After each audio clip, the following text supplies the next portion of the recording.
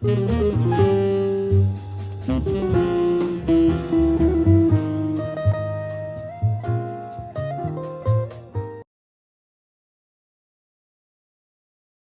my name is Don Zentz, and I am the director of the Douglas Anderson School of the Arts, Jazz Ensemble 1. We are from Jacksonville, Florida, and it is a pleasure for us to be a part of this year's 2023 National Jazz Festival. We have 3 selections for you. The first one comes from the Count Basie Library, the Frank Foster original entitled Shiny Stockings. The second one from the Maria Schneider Jazz Orchestra, Last Season. And then lastly, we will perform Soup Bone from the Clayton Hamilton Big Band. We hope you enjoy our performance.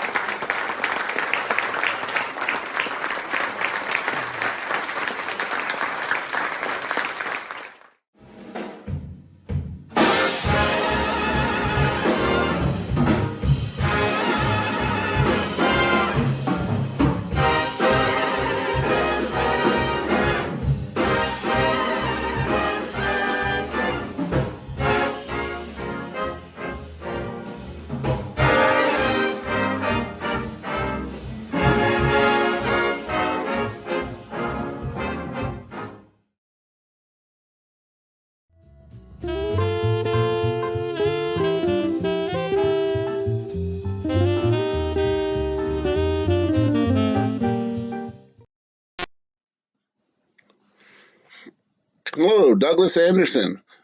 My name is Wilbur Whitman. I'm one of the adjudicators for the National Jazz Festival Virtual Division 2023. I want to congratulate you on your performance. I remember you from last year, and you gave me a heartache last year because your bands are so good. I didn't know how there was any way that another band was going to beat you with a number. I don't like assigning numbers usually when you get bands of this caliber, and I hope you guys realize that, right? You play the music so historically correct, and your repertoire here just separates you. So I didn't have to worry about it so much this year because you're my winning band, and I hope the other adjudicator too. I can't see, we'd have to see what goes on, but you are certainly a benchmark for this National Jazz Festivals. All the bands that come, if they could all aim to be like your program, I hope your school, I hope your community is so proud of you, and the high level of musicianship and education that takes place in order to do that, and dedication to the art form. I know Dizzy would love you. So some of the comments I have for you are just, keep what you like and throw out what you don't. I'm going to just have a couple things here. The one was about Freddie Green.